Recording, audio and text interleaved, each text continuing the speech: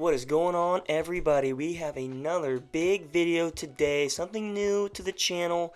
If you guys saw the video posted, it was the video on how each non-playoff team ended up in the loser's bracket. I thought that was a great video. I thought that was really insightful. So I wanted to do it again for the teams that actually made the playoffs this year. Not knocking teams that didn't make the playoffs. Obviously, every manager has had tough years in their own right. But I just wanted to highlight each team in the playoffs this year, how they got there, just like the other video, just for teams that made it this year. So we have two rookie playoff managers in the playoffs this year. Not rookie managers, but this is their first year in the playoffs. We have Lamars Backpack and Team Marmonti. Now, the Little Giants are returning to the playoffs after a bad year last year. Pretty bad year last year. But 2 years ago is actually one of the best teams in the league, so the Little Giants back to that winning culture. The Achilles team and Team Doyel going back to the playoffs for the second straight year.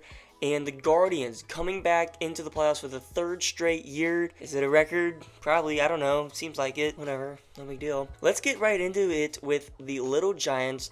This team started off as one of the best teams in the league and beating all of the preseason projections, which I will own up to. I was completely wrong. I ranked this team last in the power rankings. It was apparent that this team had one of the worst drafts.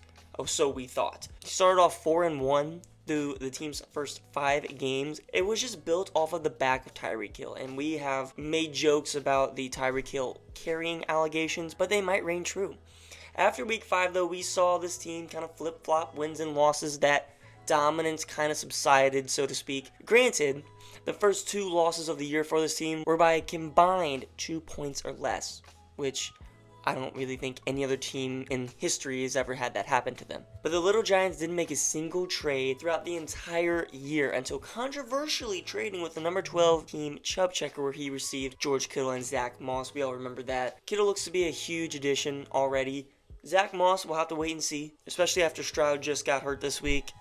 Justin Fields was clearly the right option for this team.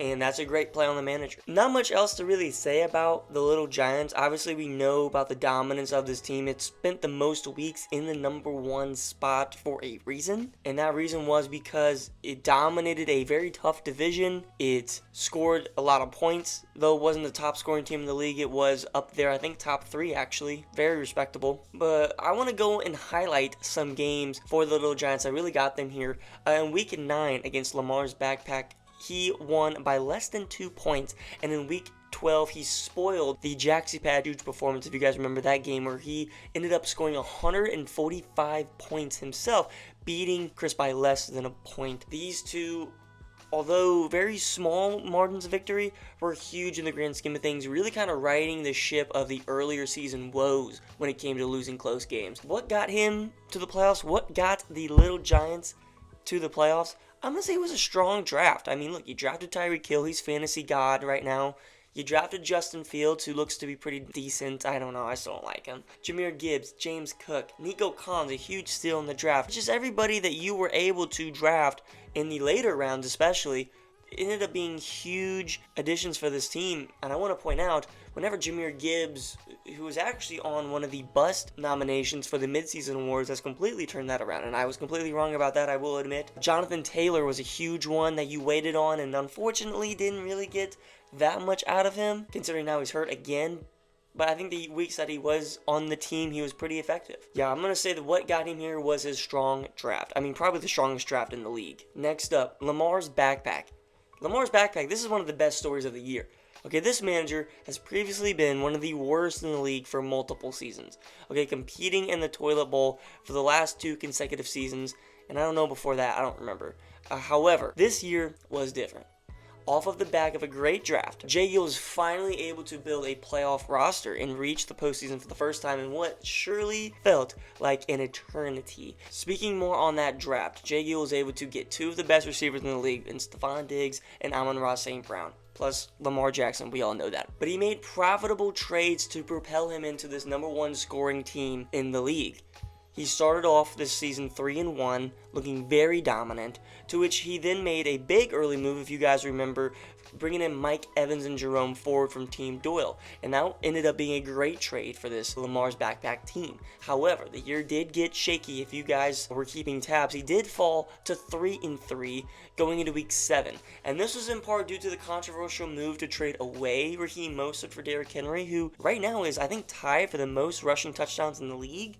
So that was a pretty big move when you really think about it. At one point, this team was 4-5 heading into week 10, and this is where the huge Keenan Allen blockbuster trade went down, and there's no denying that from that point forward, Keenan Allen provided a huge spark for Lamar's Backpack, rattling off 3 straight wins to get to 7-5, and now finishing atop of his division at 8-6. Many people, through every trade, questioned the manager's ideas, moves, reasoning, but Jay Gill stayed firm in his beliefs of his team and his decision making, and it paid off for him. Clearly a favorite to win it all this year. Some games I would like to highlight for Lamar's Backpack was in weeks 3 and 7. He had 150-point victories, one of the few teams to have multiple 150-point performances. Incredible stuff there. And in week 12, he beat Thank You Damar by less than 1.5 points. That small margin of victory was enough to get him into the playoffs this year. Now, what got him into the playoffs? Going back to what I said earlier in this segment,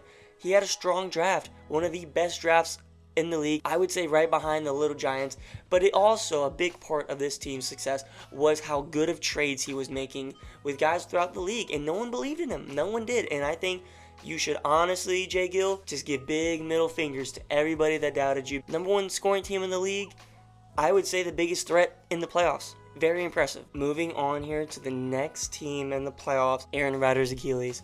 All I can say is wow. The drama of this Achilles team this season was unlike anything I've frankly seen in a long time. One of the craziest roller coasters I've ever seen in fantasy. This team started off 3-3 through the first 6 weeks of the season. If you guys remember, I kept mentioning in the early forum videos that the team lacked consistent unity, right? You'd have the star power there. No one denied that. The scoring ability was there, but the team would not click together. It would not boom collectively, and that costed him many weeks. After that week 6 game, going on through week 10, the Achilles team was 6-3 and atop of the league rankings, one of the most on-fire teams in the league at that point, until going into week 11 when he made the Cooper Kupp trade. It was a blockbuster deal that I'm sure we all remember, and it could not have come at a worse time. I believe it was the day before or the day of the Thursday Night Football game where Mark Andrews suddenly got hurt and went down. Because if you remember in the Cooper Kupp trade, what's up guys? This is future Jackson editing, and as I was editing I realized that I completely fucked up this section where I was supposed to talk about the Cooper Kupp trade, the Hawkinson trade. I don't know how this happened. I literally had notes for the episode. I forgot that the original trade was Kincaid being traded in the Christian Kirk deal. So, completely fucking forgot that. So what actually happened was Kincaid was traded away in a deal that you'll see on the screen now before Andrews got hurt. And whenever Mark Andrews got hurt is whenever Judson went and traded for Cooper Kupp and TJ Hawkinson. So that was a different deal. There was 2 deals, and I completely forgot about the Christian Kirk and Dalton Kincaid deal. So I had to edit that in because that's just really bad journalism, and I apologize. Hopefully I corrected it there, and let's get back to past Jackson. So the Achilles team just fell down the power rankings as fast as they rose. I mean, the team was in complete disarray. Cooper Kupp was just not working. Your whole bench and your depth was completely at some points non-existent. And look, this team dropped 3 of its next 4 games, putting them in a win or go home scenario matchup in week 14 against Jacksepad, which, I mean, being a fan of fantasy football, this was great to see on my end because this is awesome. Who's going to go? Of course, we all know now, the Achilles team was able to put on one of its best performances of the entire season in an amazing time, might I add. I mean, to get into the playoffs in this fashion was absolute fireworks. An amazing way to clutch up, and I'm excited to see how this team does in the playoffs. I mean, this was the story of the week, was the Achilles team versus Jacksepad, win or go home, and I think we honestly forgot the ups and downs of this team throughout the season. I mean, there were so many points where I thought this team could maybe win it all. There's so many points where I thought this team was absolute garbage. And now we're back into the point where, do I fucking know what this team's going to do? Hell no, I don't, because it's crazy. And I want to highlight, of course, like I've been doing, that last game of the year. Obviously, this is where he put his destiny in his own hands and punched his ticket to the playoffs. I mean, this was his biggest win maybe of his fantasy career in some sense. I mean, he has to maybe make some moves in the playoffs, of course. I mean, he has to win some games there, but just get himself the opportunity to compete that's the biggest game. So that's awesome for him. What got him here? A strong run in the middle of the season and recovering from the Mark Andrews injury. I think going out and getting TJ Hawkinson in a very quick manner, might I add, was very good for this team moving forward into the playoffs, not succumbing to having to pick up a waiver wire tight end. I think that was really beneficial for the Achilles team. Let's go to Little Corruption, formerly known as Team Doyel. This is Colin's team, the literal definition of a streaky team. Team Doyel started off the year by drafting Cooper Kupp and immediately trading him for A.J. Brown after losing the first week. In large part, go on to save his team, but at the beginning it didn't seem like that. He started off 0-2, but then he won 3 in a row, and he got to 3-2. Hopefully you guys are noticing this streakiness starting very early on. Okay, he made the Mike Evans trade with Lamars Backpack around this time, and then proceeded to lose 2 straight games, falling to 3-4. Obviously, we remember this Mike Evans trade. We thought originally he had won this deal. I think looking back on it now is Lamar's Backpack won the deal. He made a small deal for Brian Robinson in this time, which he benefited from giving away George Pickens. I mean, he's terrible. So after he fell to 3-4, he won 2 straight games, going to 5-4. And then can you guess what happened after that? If you guessed lose 2 straight games, you'd be correct, falling to 5-6. And then do you want to take another guess of what happened next? If you guessed win the next 3 straight games, holy shit, you're fucking right. And that's insane. Go buy a lottery ticket, whatever you want to do. A top 3 scoring team was tormented by other teams showing up when it was game time. That was in large part to the streakiness of this team. Nevertheless, Team Doyel was able to come through in the clutch, was able to keep the ship afloat, and the late season rally propelled this team into the playoffs as one of the deadliest contenders. Highlighting some games for Colin here, in week 5 he scored 163 points, which up until I think 2 weeks ago this was the highest scoring game of the year, so hold that with pretty high honor. I mean, only 2 teams have scored over 160 points this year. You are one of them. And what got Team Doyel Little Corruption here? Good trades equaling lots of points. The Brian Robinson trade was good. I mean, he got David Montgomery. He did win that in a sense because he filled that running back spot that he was trying to fill. And all in all, the A.J. Brown trade, that's huge for this team to stack that with Jalen Hurts. I mean, it equaled a lot of points. He has one of the deadliest and strongest teams heading into the playoffs. Moving on here to go to the Corrupt Giants, formerly known as Team Marmonti, really playing off of that Little Giants corruption we saw a couple weeks ago. Look, another team that was off to a great start this season. Team Marmonti got off to a 3-1 hot start. And if you guys remember, Tony actually had Keenan Allen on his team to start the year.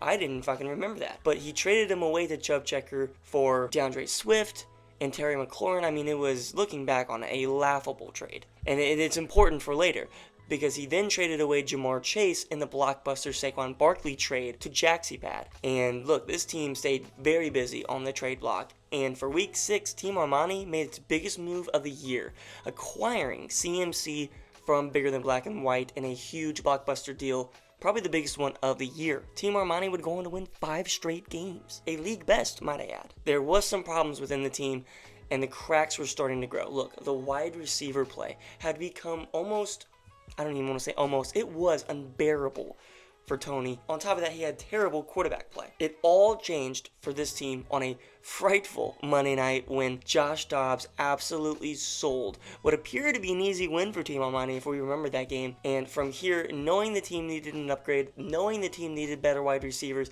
made the blockbuster deal to bring in Kyler Murray and Adam Thielen, shipping off Terry McLaurin and Saquon Barkley, if you guys remember. What I don't understand is that he still hasn't even played Kyler Murray. Saquon Barkley was a staple on this team, and he shipped him off for a guy he hasn't even used yet. Yeah, granted, he's used Adam Thielen, but he hasn't even added that much for this team in recent weeks. But not even using Kyler? It's insane to me. And now, Team Armani is limping into the playoffs with 3 straight losses. For those of you keeping tab at home, or in the car, or at school, whatever you're listening or watching this, Team Armani has had on his team Keenan Allen, Breece Hall, Jamar Chase, Puka Nacua, Saquon Barkley, Rashad White, and DeAndre Swift, all on his team. And at many points together. They played together. They were unified, playing together. But now, none of these players remain on the team. If you guys were wondering, the position rankings for the players, let me give them to you, and granted this is before the conclusion of week 14, so they are subject to change, but I don't think it'll be that much different. However, if you guys remember the names, the position rankings for the players are 2, 16, 5, 9, 24, 6, and 14. He traded away 4 top 10 players, 2 top 16 players, and a top 25 player for what appears to be breadcrumbs. I mean, look at the team now. It's not at all glorious. It's not. I'm curious to see how this team does in the playoffs. Look, it's this manager's first time here. To still highlight some games for Team Marmonti, he had a 150-point performance in Week 8. During this big win streak, he was by far and away one of the best teams in the league. I think he actually took first place for a couple weeks. And in Week 10, he had this narrow victory over the Ghost Squad, where Gabe Davis and the Broncos couldn't quite come back. If you guys remember that Monday night game. Look, what got Team Marmonti here? It was his big win streak. He had 5 straight wins after already starting off great, early on in the season. I am curious to see, though, how this team does in the playoffs, because the team has not scored that many points in recent weeks, and now having CMC on the team, he's getting that bigger than black and white effect where maybe CMC is a curse. Whenever you trade for CMC, maybe it's just one of those things where you tend to struggle putting up points. But gentlemen, here we go. The final team in the playoffs. Guess who's back? Back again. That's right, gentlemen. The Guardians are in the playoffs for the 3rd straight year. I think maybe 4, actually, but I don't remember. However, 3 straight years regardless. And after last year's heartbreak, thanks to Mar, the Guardians are looking to finally take what they felt they deserved last season, if it wasn't for, But how did the Guardians get here? Well, they started off 0-2, so it wasn't a great start to the season, but then the Guardians went on a 4-game winning streak, and look, they never looked back. The running backs were a big problem early on, so they had to trade for Breece Hall midway through the season, and that RB depth, I think it paid off. Look, he flip-flopped wins and losses for a little bit going into week 13, and the team made 2 huge moves, trading for Saquon Barkley and Terry McLaurin, even though Terry sucks, and trading for Tua. Now, don't get me wrong. The manager, myself, played this whole Aaron Jones trade to shit. I mean, it was an awful deal. Trading James Conner, Romeo Doubs for Aaron Jones, to then end up trading Aaron Jones back to the Chubb Checker with Khalil Herbert for Tua. I mean, that's just a whole fucking, it's disgusting. I traded 3 players for Tua Tagovailoa. I mean, the team didn't play perfect this year. The manager wasn't perfect, although he is almost perfect in every other way. The Guardians were able to recover, however, and securing the playoff berth in week 13. Funny enough, against the guy that he traded Kyler Murray to for Saquon and Terry. Arguably, though, and I'm not going to hide from this fact, benefiting off of a weak division, but nonetheless, it's good to see this team with the most winningest history return for a chance at glory. I want to highlight some games as I have with everybody so far in this video, and to finish it off, week 3 was the first win of the season, and this was the week that Devontae Adams came back on Sunday Night Football against the Steelers. I know you remember that, Ty, and that was a huge win. That was really fun. In week 10, he had a very close victory against the Achilles team. That was the infamous Josh Allen conundrum. That Monday night game was absolutely heartbreaking for Judd. I remember. That was awful. I loved it, but that was awful for him. And finally, in week 13, he secured his playoff spot to Gotham relying on one man. What got him here, though? Lowest points allowed and breakout games for different players. Look, the main story of this team was that he has the lowest points allowed in the league, especially in terms of playoff teams. It's kind of embarrassing. It's kind of scary. Definitely fraudulent accusations can be made for the Guardians, and I don't hide from those accusations. I myself have put them on my own shoulders. However, you have really good players on this team. As long as they click in the right times, which they have not done very often, the Guardians can be a formidable force in the playoffs this year. So that's going to do it. I hope you guys enjoyed. I hope you guys liked this video just like you did with the who didn't make the playoffs video. I thought you had to have both. Be on the lookout for a forum video coming out either tomorrow or the day after, because I'm not going to make it a big thing. It's going to be short, just reviews and previews, because there's no point to do power rankings at this point. I'm not going to waste anyone's time on that. I'm not going to also preview the Toilet Bowl matchups. I'm just going to do like the last place and then the playoffs. So it'll be a quick video, probably not even 20 minutes for the forum. These videos I wanted to get done because I thought they were really interesting. I thought they were going to be entertaining. So hope you guys enjoyed. If you did, please leave a like. If you didn't like the video, still like it and don't be a dickhead. It's gonna do it for me, and I'll see you guys in the next video.